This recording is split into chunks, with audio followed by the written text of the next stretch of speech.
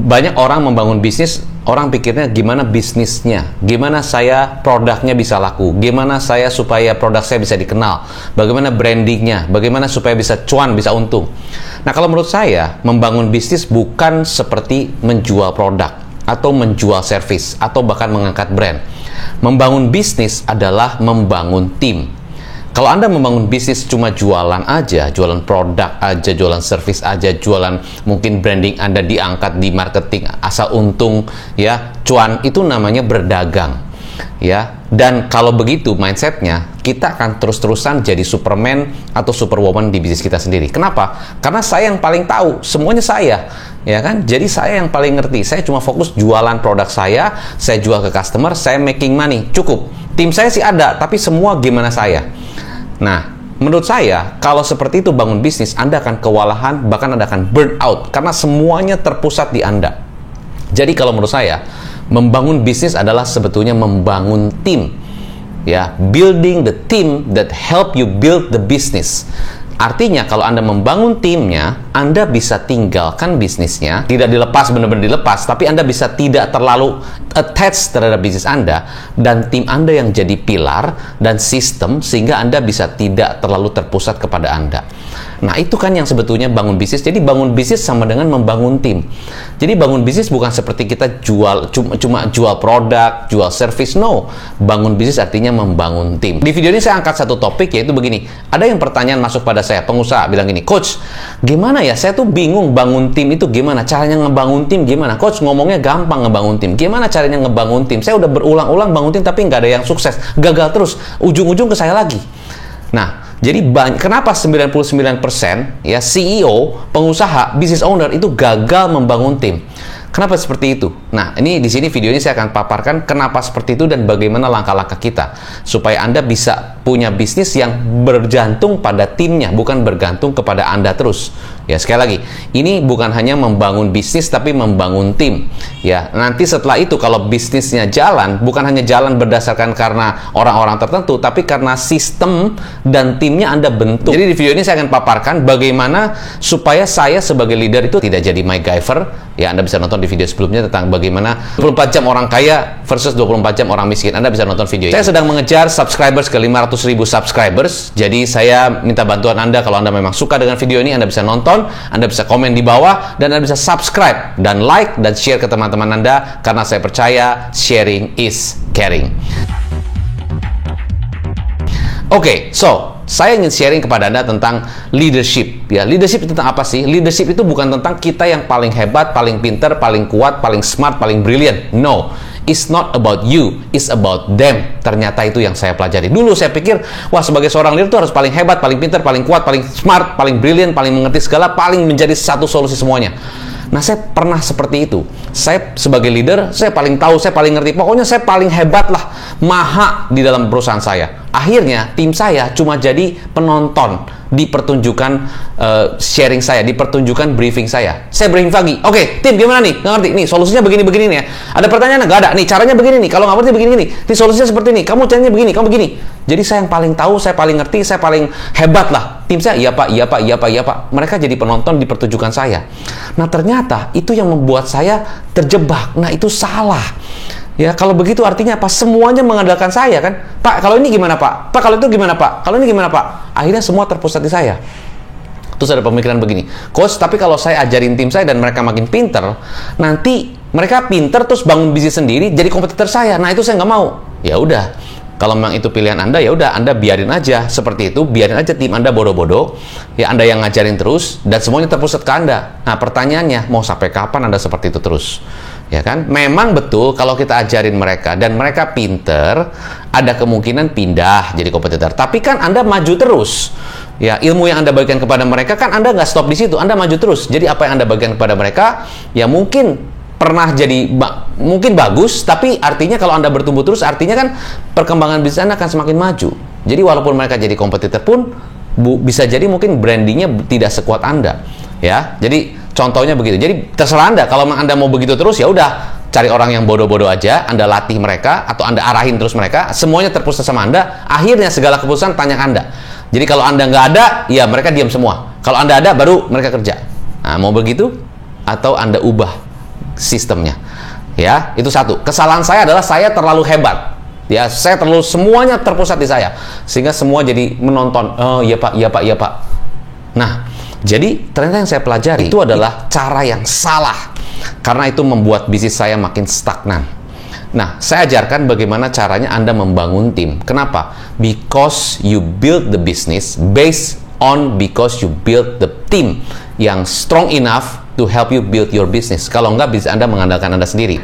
You cannot only rely on you. Nggak bisa terus mengandalkan saya. Maka dari situ saya terbuka pikirannya. Coach saya bilang, oh ya, berarti ada yang salah. Bukan salah karena kamu sebagai leader terlalu hebat, bukan. Tapi gaya Anda memimpin, gaya kamu memimpin tim itu nggak kayak gitu. Oh, harusnya gimana? Jadi kita mesti pikirkan, ada 3P yang saya fokuskan untuk membangun tim saya. Nah, P yang pertama adalah fokus kepada people-nya dulu. Jadi pertama-tama saya lihat nih, orang yang saya rekrut adalah orang yang betul apa enggak. Proses onboarding-nya gimana, rekrutmen selection-nya bagaimana, interview-nya bagaimana, psikotesnya seperti apa, terus ada tes karakter enggak, dan sebagainya. Itu kita tes, karena kita tidak mau orang-orang yang bergabung di tim kita itu tidak sesuai dengan ekspektasi, visi misi, dan segala macam. Karakter nggak sama, itu akan susah. Jadi kita mau orang-orang yang memang bisa masuk adalah orang-orang yang terqualified. Jadi pertama sistem people-nya dulu, onboarding-nya gimana, apakah mereka punya SOP yang jelas, punya ketegasan, kejelasan tugas, ya, mereka punya satu kejelasan action yang paling penting. Karena mereka kalau tahu, mereka tahu jabatannya. Kadang-kadang kita rekrut orang, kita tahu jabatannya, kita pikir dia pernah di posisi itu, terus kita bilang, udah kamu jalan seperti ini deh. Kita pikir dia tahu, ternyata enggak. Maka kita harus tahu SOP-nya, kita harus tahu action plan-nya apa, kita harus tahu apa yang harus dikerjakan setiap hari. Itu mesti penting, clarity-nya. Itu yang pertama, people-nya. Kita memahami mereka enggak? Ya, jadi leader yang bagus bukan tentang diri sendiri hebat, tapi tentang bagaimana kita memahami tipe dan karakter setiap orang. Itu penting. People. Yang kedua adalah proses. Nah, proses itu kita fokusnya bagaimana prosesnya. Jadi kapan kita harus decide untuk orang ini memutuskan. Jadi kita harus kasih tahu sama mereka, nih kamu harusnya bisa memutuskan. Di titik ini kamu nggak cuma diem, kamu putusin nih. Kalau udah lihat datanya kayak gini, putusin dah. Apa mau continue orang ini, atau kita mau perpanjang, apa kita mau kasih review, atau kita gimana? Harus memutuskan. Jadi kita harus kasih tahu kapan mereka harus memutuskan berdasarkan data yang mereka evaluasi. Kalau Anda punya manajer, nih dari data ini udah kelihatan jelas orang ini apakah perlu dipertahankan apa enggak. Harus kamu putuskan. Harus jangan tunggu saya lagi dong. Nah, itu satu. Jadi kita harus kasih tahu kapan mereka harus putuskan. Itu pertama, what to decide. Yang kedua, proses kita lihat kapan mereka harusnya nih langsung jalan sendiri dah. Nggak usah tanya saya, proaktif aja. Contoh, misalnya kalau saya udah lihat nih, ternyata banyak customer yang belum di follow up dan follow up-nya itu lambat. Ya, nah kita udah kasih tahu nih follow up-nya lambat banget nih. Ya udah, jadi gimana? Gencarin dong. Setiap hari tuh di follow up semua. Masa mesti tanya saya, Pak perlu di follow up apa enggak? Langsung gencarin. Semua sales harus follow up customer-customer yang belum terfollow up dengan baik. Follow up-nya gimana? Ya kamu cari tahu gimana cara follow up-nya, strateginya gimana, pikir sendiri. Langsung escalate growth gitu loh. Nah kayak gitu-gitu kan harusnya nggak usah kita jelasin lagi. Maka kita perlu kasih tahu sama mereka kapan harusnya mereka inisiatif dan proaktif dan gencar. Ya nggak tunggu kita lagi. Ya langsung agresif gitu loh. Kita mau mainnya nih agresif apa defensif? Udah tahu kita kehilangan omset, kita kehilangan customer, kita masih main santai. Nah harusnya kita kasih tahu nih kapan udah datanya udah nunjukin begini, ada tanda-tanda begini, langsung grow. Itu contoh. Lalu kita juga kasih tahu sama mereka why ini penting, kenapa ini penting, kenapa angka ini penting, kenapa laporan ini penting, kenapa ini report penting. Harus kasih tahu. Jadi proses kerjanya gimana? Ya jadi kalau kita cuma bilang dari saya, semuanya terpusat saya. Mereka nggak tahu mesti ngapain. Next actionnya nggak tahu kenapa. Abis dari sini kemana Pak? Abis dari sini kemana Bu? Aduh, setengah mati kan? Itu proses. Yang ketiga adalah perspektif. Jadi kita mesti mengubah perspektif dari kita tadinya menjadi pusat perhatian, diubah. Kita jadi cermin sekarang. Kamu jangan jadi pusat perhatian terus, Anda jangan jadi pusat perhatian terus, apa-apa ke saya, apa-apa ke saya, apa-apa ke saya. Diubah, cermin. Nih, kamu lihat saya lah ya. Contohnya begini nih. Nih, saya kasih tahu nih, caranya begini nih, SOP-nya begini nih. Ya, kamu jelas ya, action plan-nya begini. Nah, sekarang kamu coba buat. Coba kamu lakukan. Jadi kita jadi cerminnya. Jangan kita jadi pusat perhatian. Nah, itu kita ubah perspektif. Tidak mudah, yes. Maka itu yang kita bantu klien-klien kita bagaimana ubah perspektif. Ya, ada beberapa business owner yang ubah ini aja susah setengah mati. Mindsetnya susah. Aduh, nanti begini. Apakah bisa dipercaya? Apakah yakin? Nanti takutnya dia nipu dan sebagainya. Banyak hal-hal pikiran-pikiran owner yang, aduh, saya ubah perspektif ini susah. Bertahun-tahun mereka punya perspektif yang saya pusatnya, akhirnya bisnisnya stuck di dia sendiri.